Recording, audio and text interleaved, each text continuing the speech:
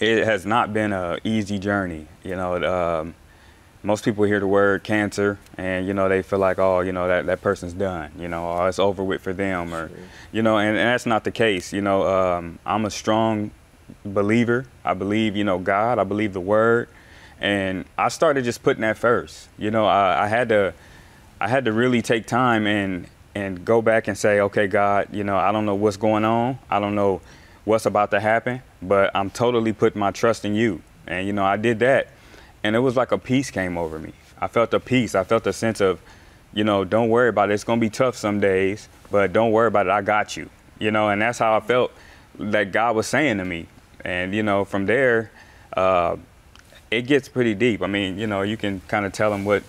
So before Brittany jumps in, just so the people know, we're going to get into the details a little bit. Okay. What did the doctors actually diagnose you with? What type of cancer was it, and what were they saying that was causing some of these issues that you had to walk through? Was it non-Hodgkin's? Non-Hodgkin's?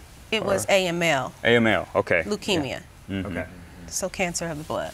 Yes. Yeah. So yeah, that was a really big concern for me, because they like cancer of the blood. I'm like, okay, are they going to take all my blood out and give me new blood? Right, you know what I mean? Yeah, that's a legitimate concern. That's what I was wondering, and I'm like, okay, I don't know how this is about to go, but you know, it was really crazy because I believe God was showing ultimate mercy when I went through the things that I went through. I'm telling you, my first time in the hospital lasted, 30 days? In 2014. Yeah, it was about 30 days that it lasted, and I got out, and, you know, all my tests were normal. Everything was like, so I really didn't get the idea of I'm going to be in the hospital for a long time, because, you know, it took 30 days. I was in there, I was out of there.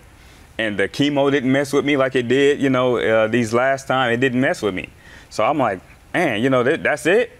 And I took that for granted because, you know, I got back out there and started doing everything I was doing before. You know, it lasted for a couple months where I was good, and I was like, hey, you know, but it didn't last. It didn't last me the rest of my life, you know. And I think me going through it again and having to see what was really, you know, that was what really turned my mind and turned my heart, you know. Yeah. So talk about that, Brittany, in 2021, when you had made that call to Pastor Christy, my aunt, and you had described what had just happened. This was the night before OTH. I remember it specifically.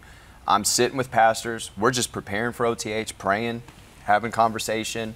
And Keith, the day before this call, because I'll never forget it. It was a Wednesday night before OTH. You called that night. Keith and I were planning shopping. We were going shopping on Tuesday night. Right. Planning stuff for OTH. Yeah. And then we get this call 24 hours later. Describe that, what happened when you saw Keith, how that whole thing transpired.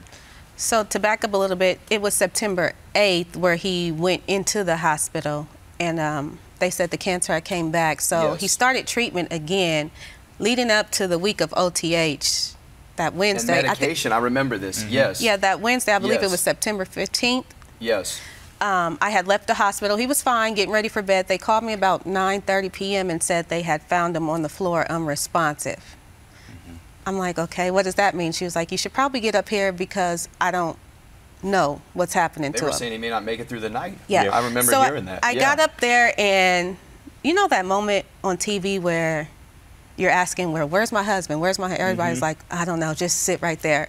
Yes. So that's what was happening. And as soon as someone came out to speak to me, I believe Pastor Doug was arriving at the same time.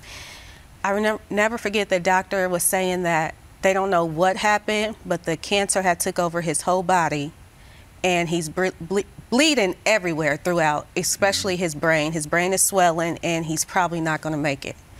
They told me that they had tried so many doctors calling, and by this time it's midnight. They're calling all doctors across the whole Nebraska to see if anyone wants to take this case, and everyone declined, saying it's too risky, we can't do it, basically just leave him for dead.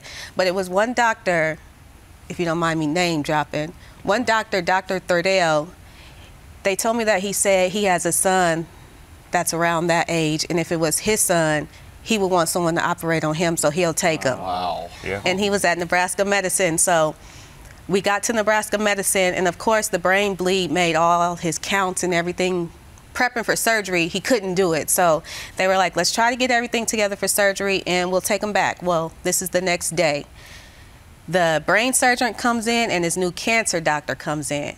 And they're like, the brain surgeon's like, we can operate on his brain, but we can't do the cancer treatment. The cancer specialist, we can do the cancer treatment, but he can't get brain surgery. And they're like, without one or the other, he's going to die either way. So me and my husband's mother was just like, do it. And they're looking at us like, this has never been done. And we're like, wow. We know, but we know what also can be done in miracles. So just do it and Yes. we'll take care of the other end, or he'll take care of the other end.